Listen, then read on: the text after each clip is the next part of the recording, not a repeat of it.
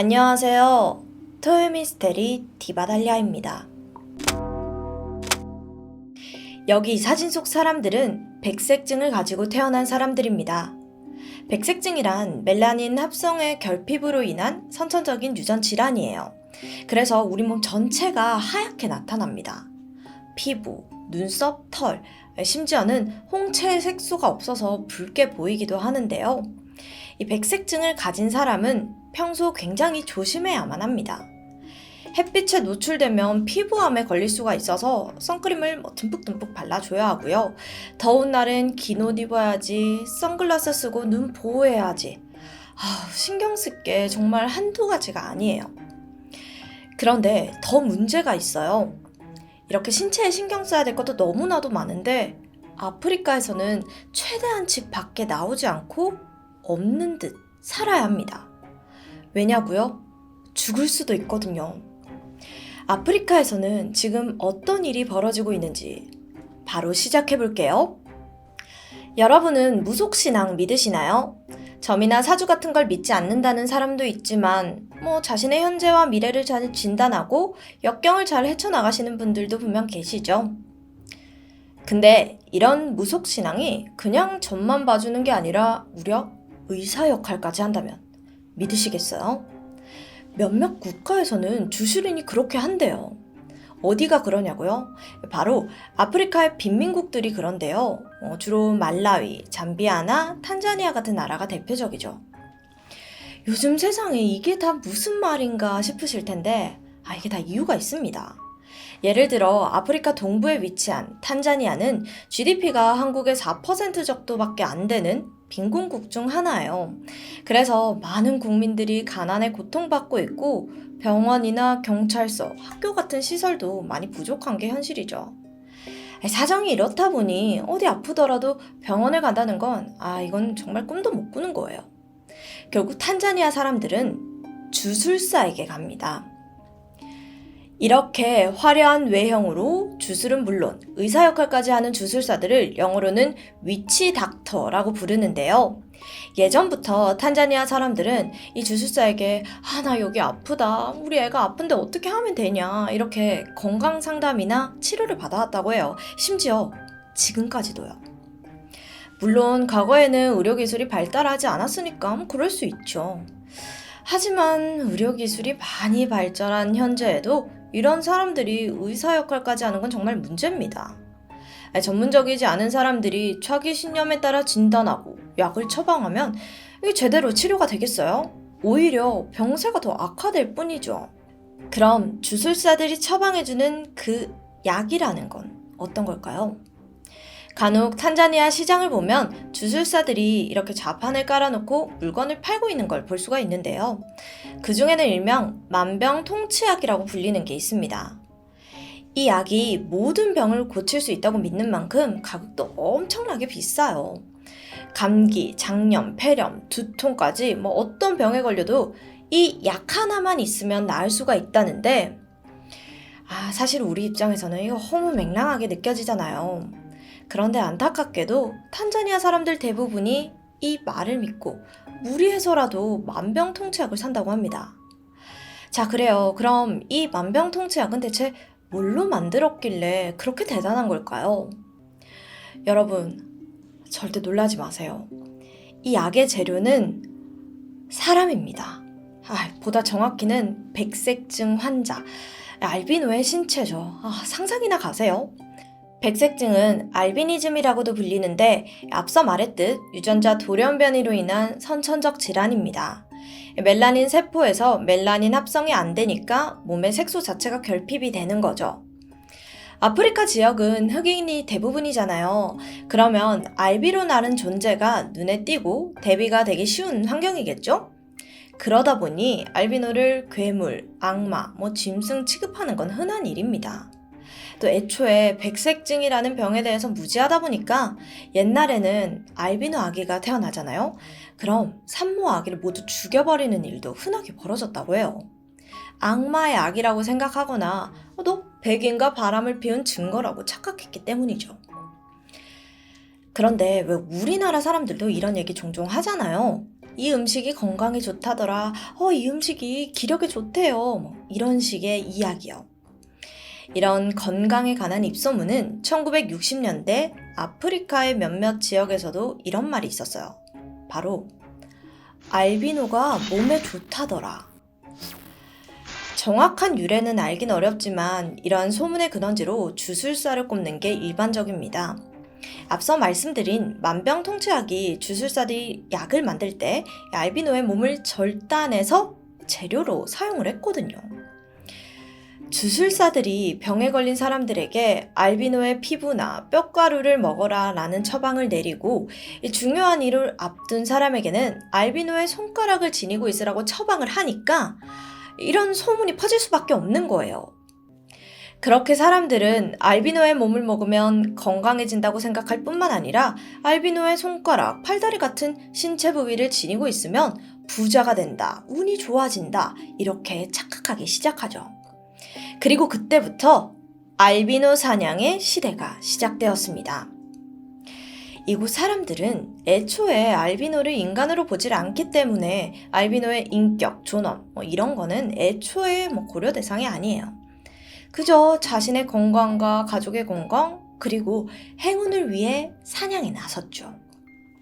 죽은 알비노 환자의 무덤을 몽땅 파헤치는 건 물론이고 길 가던 알비노를 붙잡고 팔다리만 잘라 도망가는 일도 정말 흔했습니다. 여기 이 마리암 스탠포드라는 여성도 알비노 사냥의 피해자인데요. 2008년 10월에 습격을 당하고 장시간 병원에 입원을 해야 했지만 다행히 살아남을 수 있었죠. 그리고 10년 뒤인 2018년 그녀가 기자회견에서 10년 전 그날 밤을 절대 잊지 못한다며 이야기를 했는데요. 당시의 상황은 이렇습니다. 스탠포드 씨는 당시 임신 7개월 차에 접어든 임산부였죠. 2살배기 아들과 함께 잠자리에 들었는데 갑자기 인기척이 느껴지죠? 눈을 떠보니까 무려 4명의 남자가 침실로 들어와 있었습니다. 둘러싸고 있었던 거예요. 너무 무섭잖아요. 그래서 막 도망가려고 했는데 그중 한 명이 그녀의 몸 위에 올라탔고 손도끼로 오른팔을 잘라버렸어요. 이건 정말 순식간에 벌어진 일이었습니다. 스탠포드 씨는 비명을 막 지르고 필사적으로 저항했지만 소용이 없었습니다. 팔을 자른 그 남자는 그녀의 오른팔을 다른 남자에게 툭 던지고는 태연히 왼쪽 팔도 잘라버렸죠.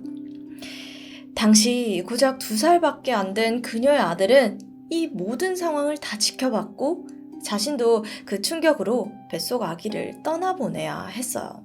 그리고 지금은 미국에서 지원받은 의수를 달고 생활하고 있죠. 놀라운 건 스탠포드 씨를 공격한 4명 중에 그녀의 이웃집에 사는 남성과 주술사가 포함이 되어 있었습니다. 사실 주술사가 직접 알비노 사냥에 나서는 건 흔하지가 않아요. 근데 알비노 신체로 만든 이 만병통치약이 비싼 값에 팔리고 있으니 재료 찾기에 혈안이 된 거죠. 자신도 함께 사냥을 하면 훨씬 값을 많이 남길 수가 있잖아요. 그래서 이 케이스처럼 주술사 중 몇 명은 공범 몇 명을 매수해서 함께 사냥에 나서는 경우도 정말 많았다고 합니다. 앞서 말했듯 보수가 높으니까 아예 알비노 사냥을 직업으로 삼는 사람도 있을 정도래요. 참고로 암시장에서 알비노 한 명당 거래되는 금액은 8천만 원이라고 합니다. 여기서 정말 안타까운 건 부모가 알비노 자녀를 사냥꾼에게 파는 그런 사례도 끊임없이 보고되고 있다고 하죠. 게다가 나라를 이끌어야 하는 정치인들마저 알비노가 행운을 가져다 준다는 미신을 믿고 있어서 지금도 선거철이 되면 알비노 사냥이 갑자기 많아집니다. 때문에 탄자니아는 이때만 되면 알비노 환자들을 서쪽 국가들로 대피시킬 정도라고 해요. 정치인, 엘리트 계층마저 이 모양 이 꼴이니 이 상황이 바뀔 리가 없죠. 사정이 이렇다 보니 태어난 아기가 알비노라는 사실을 알게 되잖아요. 그럼 아이를 그냥 죽이는 부모들도 있습니다. 아이가 앞으로 겪게 될 일을 생각하면 그냥 지금 죽는 게 낫다고 생각을 한 거죠. 조금 여유가 있는 집안에서는 아예 알비노 어린이들만 생활하는 기숙학교가 있거든요. 그쪽으로 보내기도 하고요. 학비가 비싸기는 해도 24시간 내내 철통 보안 속에서 생활하니까 자기 몸을 스스로 지킬 수 있을 때까지 안전하게 성장을 할 수 있습니다.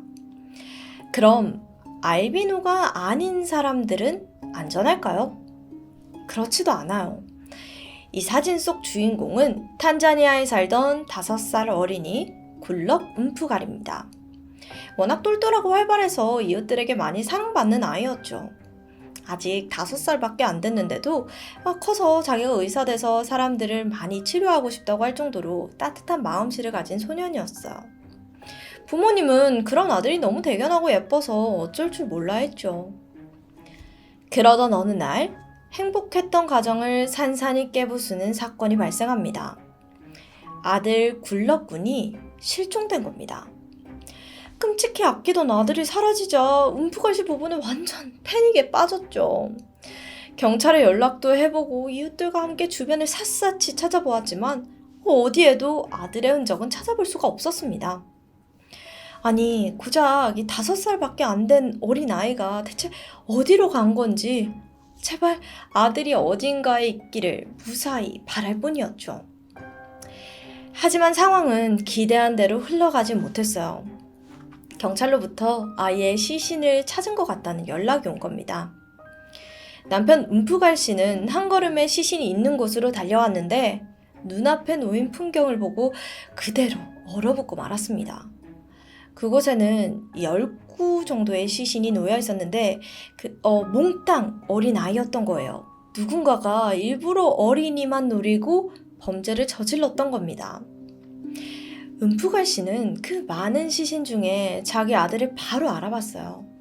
시신이 내내 땅에 묻혀있기 때문에 얼굴을 알아보기가 좀 쉽진 않았지만 시선을 내려 이 조그마한 발톱을 보자마자 곧바로 내 아이라는 걸 알아차릴 수가 있었죠.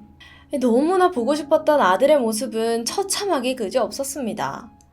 장기가 모두 적출되어서 갈비뼈가 훤히 드러나 있었고요. 다른 아이들도 귀나 발가락, 손가락, 또 장기 같은 신체의 일부가 사라져 있었어요. 이 충격적인 사건에 대한 수사가 바로 진행이 되었고 얼마 뒤 무려 65명의 주술사가 붙잡혔죠. 이들은 모두 어린아이를 살해하고 귀, 손, 발가락을 절단하거나 아니면 다른 사람이 절단한 것을 구매했다고 합니다. 그렇게 잘려나간 어린아이들의 신체는 약으로 만들어지거나 부적으로 제작이 되었고 주술행위를 할 때 쓰이기도 했어요. 아이들을 죽이고 필요한 부분만 잘라낸 다음에 그냥 땅에 묻어버린 거죠. 탄자니아 정부는 워낙 긴 시간 동안 국제적인 비난을 받아와서 그런지 이 사건에 대한 자세한 경위를 발표하지 않았습니다. 그래서 피해를 당한 10명의 어린이들 중에 알비노가 있었는지 없었는지는 밝혀지지 않았죠. 하지만 굴럭군의 사건은 알비노가 아닌 어린이가 사냥의 대상이 되었다는 사실만으로 탄자니아 사회에 충격을 안겨주기 충분했습니다. 사냥꾼들의 타깃이 알비노에 한정되지 않는다면 언제, 어디서, 누가 피해를 입을지 모르는 거니까요. 그리고 이건 제 개인적인 추측인데요. 굴럭군의 장기가 없어졌다고 했잖아요. 이게 어쩌면 알비노의 장기라고 속여서 팔기 위해서 그런 게 아닐까 하는 생각도 듭니다. 정부에서 단속을 강화하고 알비노들의 경계가 심해지니까 사냥이 어려워지잖아요. 그러니까 알비노가 아닌 사람을 죽이고 장기만 적출해내서 알비노 거라고 꾸몄을 가능성도 있는 거죠. 장기만 가지고는 알비노인지 아닌지는 구분할 수가 없으니까요. 어쨌든 이 모든 문제의 원흉이 주술사인 건 분명합니다. 일부 선진국과 유엔은 긴 시간 동안 아프리카 주술사의 활동을 막아서 알비노 사냥을 멈추게 해야 된다고 주장을 해왔죠. 그 덕에 몇몇 정부가 단속에 나서기는 했습니다. 주술사들에게 의료행위를 계속하고 싶으면 자격증 따야 된다라고 경고했고 종교계의 협력도 요청했죠. 특히 피해 규모가 가장 큰 탄자니아의 경우에는 대통령이 직접 나서기도 했어요. 2015년에 자카야 키크웨테 전 대통령은 알비노 사람들에 관한 미신은 완전히 틀린 거다. 이 문제를 완전히 해결하기 위해 노력하겠다고 공개적으로 발언했죠. 알비노 당사자가 장애인 담당 차관으로 임명이 되기도 했고요. 하지만 사람들은 아직도 여전히 주술사를 맹신하고 있습니다. 오히려 국가 단속을 피한 사냥꾼들이 케냐 같은 이웃나라로 알비노 사냥을 하러 가서 피해 범위만 더 커지고 있죠. 애초에 사람들이 가난해서 병원에 못 가고 주술사한테 의지하는 건데 단속하고 기자회견을 한다고 해서 사람들이 마음이 바뀌겠어요? 국제사회는 사지가 절단된 알비노 피해자들에게 의족, 의술을 지원하거나 알비노 학교에 선크림을 기부하는 구호 활동이 벌어지고 있습니다. 앞서 말한 마리암 스탠포드 씨도 이런 지원을 받은 사람 중 한 명이었죠. 지금은 수의사용법에 잘 적응했고 옷 만드는 공장에서 일도 하고 있다고 합니다. 이렇게 강인하게 역경을 이겨낸 그녀의 삶은 그 존재 자체로 희망입니다. 하지만 이런 노력에도 근본적인 상황은 크게 달라지지 않은 것도 사실이죠. 여전히 집 밖으로 한 발짝도 나가지 않거나 하루하루 공포 속에서 살아가야 하는 알비노가 너무나도 많으니까요. 가난하기 때문에 주술사에게 기대게 되고 가난하기 때문에 알비노 사냥에 나서는 사람들 때문에 수요와 공급의 밸런스가 맞으니 이런 일이 벌어지는 거잖아요. 그럼 정치인들이 알비노 인식을 바꾸고 교육과 경제에 신경을 써야죠. 그런데 이 문제점들을 그들이 오히려 더 부추기는 것 같습니다. 시민들 인식에서는 저렇게 대단한 사람도 알비노 신체를 먹었대 또는 가지고 있대 이런 말이 분명 도니까요. 살아있을 때는 그 누구보다 멸시받다가 죽는 순간 가치가 높아지는 존재라는 게 참 이상하죠. 아프리카 지역의 알비노들의 놓인 운명은 기구하다고 밖에 말할 길이 없는 것 같습니다. 오늘도 살아남기 위해 온 힘을 다해 노력하고 있을 아프리카의 알비노 환자들, 사냥꾼들에게 아이를 잃지 않을까 매일같이 걱정하고 있을 부모님들에게 좀 더 나은 내일이 찾아오기를 진심으로 기원합니다. 지금까지 디바달리아였습니다. 안녕하세요. 토요미스테리 디바달리아입니다. 2021년 12월 일본 효고현에 살던 34살의 여성 A씨. 그녀는 평소처럼 SNS를 하다가 흥미로운 게시물을 발견합니다. 화면에 뜬 사람은 바로 그녀가 평소 구독하던 인플루언서였는데 한 달 만에 살이 쫙 빠진 상태로 등장을 한 거예요. 바로 이 사진 속 여성입니다. 알고 보니 그녀는 40일 만에 무려 10kg이나 감량했다는 이 놀라운 이야기를 털어놓았습니다. 그런데 그게 단순히 운동과 식이요법은 아니었죠. 그 비법은 바로 다이어트 젤리. 단기간에 젤리로 살을 뺐다는 게 알려지면서 제품명을 묻는 사람들의 문의가 빗발쳤습니다. 그리고 며칠 후에는 인플루언서가 라이브 방송까지 하면서 다이어트 젤리 공구를 진행했습니다. SNS 공구에 대해서는 많은 분들이 아시겠지만 사람들을 모은 다음 시장가보다 물건을 다소 저렴하게 구매하는 방식을 말하죠. 사람들은 너도 나도 이 다이어트 젤리 공구에 참여했고 A씨도 그중 한 명이었습니다. 다이어트. 현대인의 숙명이라고 불릴 정도로 많은 사람들의 관심 분야입니다. 그만큼 다이어트에 도움된다는 제품들도 정말 다양한데요.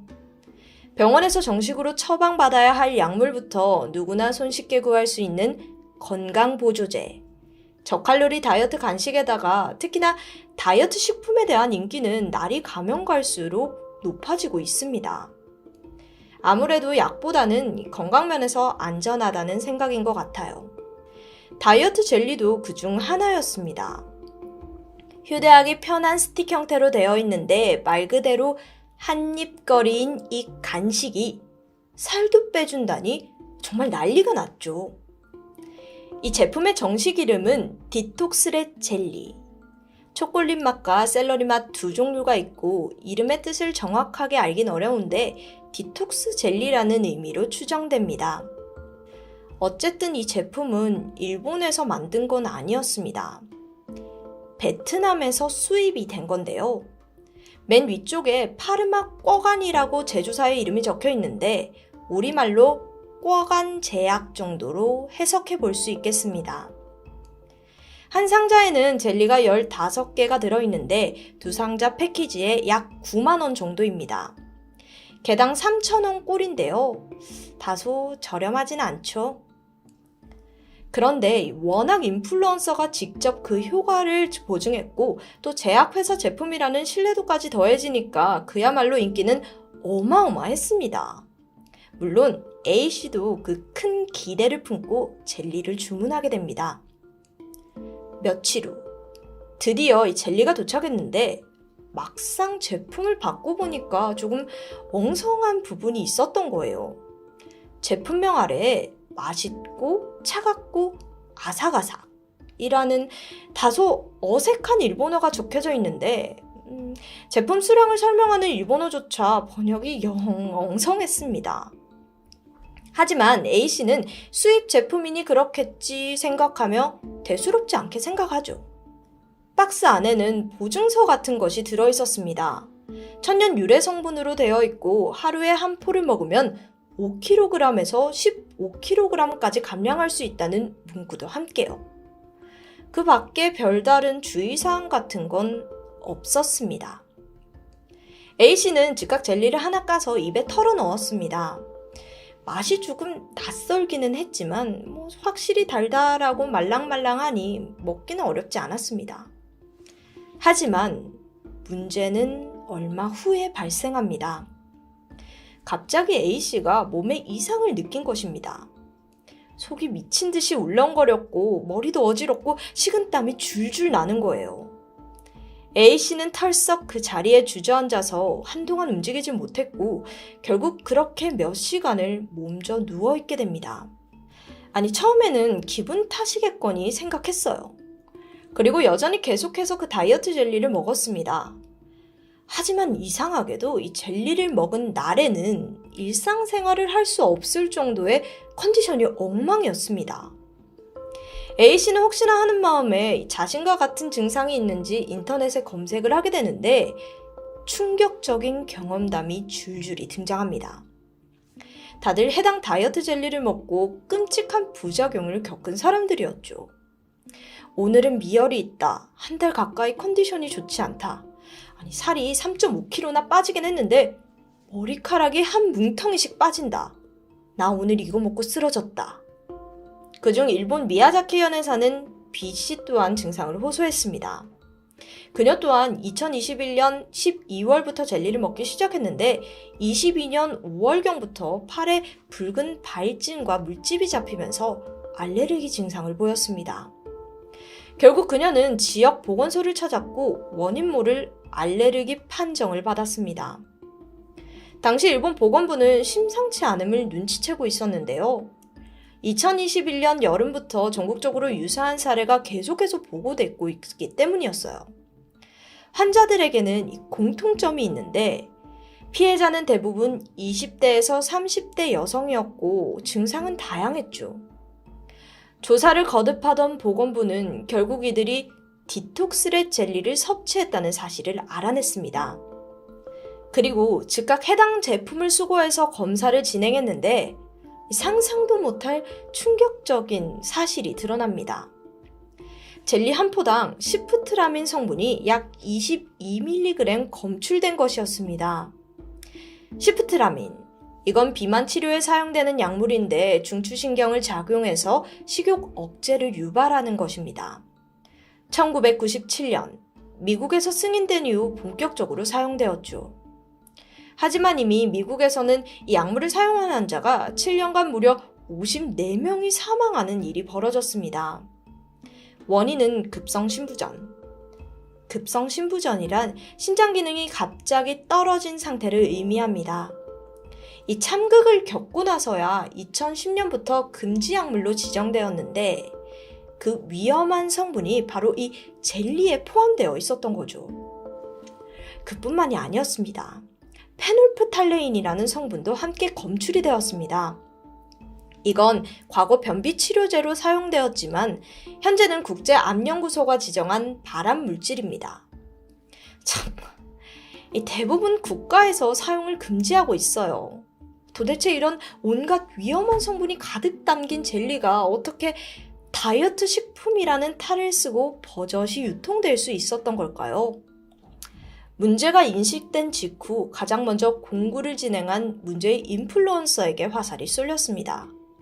방송국에서 취재를 나갔는데 그녀의 방 한켠에는 여전히 많은 디톡스렛 젤리가 쌓여 있었습니다. 그녀는 억울하다는 입장이었습니다. 자신도 부작용에 대해서는 전혀 몰랐고 역시나 피해자라는 거죠. 그녀에 따르면 한 베트남인을 통해서 해당 제품을 알게 되었고 다이어트에 좋은 거라길래 그냥 호기심에 먹었는데 실제로 살이 빠지는 효과를 봤다는 거죠. 그런데 그 과정이 확실히 건강과는 거리가 멀어 보입니다. 일단 이 젤리를 먹으면 식욕이 완전히 없어졌고 아무것도 먹고 싶지 않았다고 해요. 그렇게 음식 섭취가 아예 중단되다 보니까 2달간 12kg이나 빠졌던 거죠. 그녀는 효과가 너무 좋다면서 이 젤리를 소개했고 아무것도 모르는 소비자들은 그녀를 믿고 이 젤리를 구매했던 것입니다. 한편 피해자가 계속해서 늘어나자 일본 경찰은 제품에 대한 수사를 본격적으로 실시했습니다. 그리고 작년 2022년 10월 경찰은 불법 다이어트 젤리를 유통한 사람을 체포하는 데 성공하죠. 그녀는 베트남 국적의 31살의 여성 리킴장. 리킴장은 SNS를 통해 화려한 라이프 스타일을 자랑하면서 동시에 다이어트 젤리를 적극 홍보해 왔습니다. 2021년 12월부터 22년 8월까지 9개월 동안 이 엄청나게 많은 양의 젤리를 팔았고요. 젤리로 재미를 본 후에는 같은 성분의 다이어트 초콜릿까지 구매하도록 유도했죠.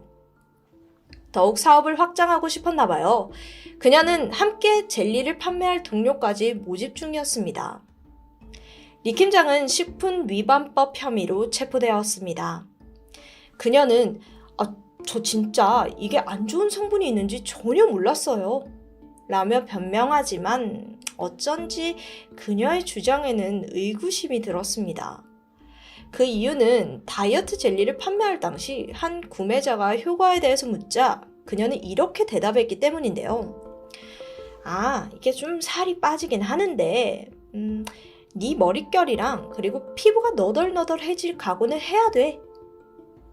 부작용을 알고 있음에도 가볍게 여겼던 거죠. 한편 일본 한 탐사 프로그램에서는 이 사태를 심각하게 인지하고 있었습니다. 보니까 리킴장은 사실 유통만 한 거고 실질적으로 베트남에서부터 젤리를 제조하고 수출하고 있는 진짜 우두머리가 있을 거라 예상했죠. 그래서 취재진이 젤리 상자에 적힌 제조사의 주소를 찾아갔지만 공장은 이미 폐쇄된 상태. 결국 끈질긴 취재 끝에 보스라고 불리는 또 다른 여성의 존재를 알아내긴 합니다. 이후 보스의 부모님 집에도 계속해서 찾아가고 연락을 시도했습니다. 그 결과 마침내 그녀에게서 답장이 도착했는데 이 내용이 너네 일본인은 바보야. 반성은커녕 피해자들을 조롱하는 듯한 모습에 황당하기만 했죠. 한편 일본 보건부는 추가적인 피해자들을 막기 위해 아예 제품명을 대중에게 공개했습니다. 그리고 만약 이 젤리를 접하게 되면 절대 섭취하지 말 것을 경고했죠. 보건부는 제품이 SNS를 통해서 개인 간의 거래가 되었다는 점 때문에 정부가 유통망을 정확하게 파악할 수도 없고 또 피해자가 얼마나 있는지, 시중에 얼마만큼 제품이 남아있는지도 파악하기 힘들다고 밝혔습니다. 사실 이게 남의 이야기만은 아닙니다. 과거 한국에서도 비슷한 일이 있었죠. 바로 한 다이어트 차가 판매 중단되었다는 사건이요. 제품의 이름은 바이엔티입니다. 공교롭게도 이것도 베트남에서 제조된 상품이네요. 영지버섯과 녹차, 인삼 같은 천연 성분이 들어간 건강차라며 아름아름 소문을 탔는데요. 그러다 뒤늦게 무서운 사실이 밝혀집니다. 바로 식품위생법상 유해물질로 규정된 시프트라민과 페놀프탈레인이 함유되어 있었다는 것. 문제의 다이어트 젤리와 같은 성분입니다. 건강차로 알고 있었던 이 제품이 알고 보니 바람차였던 거죠. 당시 경찰은 바이엔티를 불법으로 들어와서 판매했던 일당 15명을 검거하는 데 성공합니다. 이들은 바이엔티를 식약처 정식 수입 검사를 거치지 않고 다른 용도로 신고한 후 판매한 것으로 드러났습니다. 그 후 오픈마켓과 블로그 등을 통해서 유통시켰고요. 그렇게 이들이 판매한 바람 다이어트 차의 수는 1,253개, 판매가 기준으로는 2억 5,800여만 원에 달합니다. 한국과 일본, 두 나라 모두 사람이 먹는 식품에 대한 엄격한 기준치와 안전제도가 존재하지만 결국엔 이 사건으로 인해 허점이 여실히 드러났습니다. 게다가 소위 요즘 유행하는 공구나 인플루언서의 마켓으로 판매되는 경우가 많다 보니까 식약처의 감시를 피한 사각지대에서 이번 사건이 벌어진 것입니다. 요즘은 먹을 것이 넘쳐나는 시대입니다. 누구나 여러 유통 경로로 손쉽게 각종 음식이나 건강보조식품 등을 접할 수 있는데요. 그렇다고 무작정 유명한 사람이 추천해서 효과가 좋다는 입소문만 믿을 수 있을까요? 이젠 소비자들이 좀 더 깐깐한 기준을 가져야 한다고 생각합니다. 그리고 무엇보다도 인간적으로 먹을 것으로 장난치진 않았으면 좋겠습니다. 지금까지 토요미스테리 디바달리아였습니다.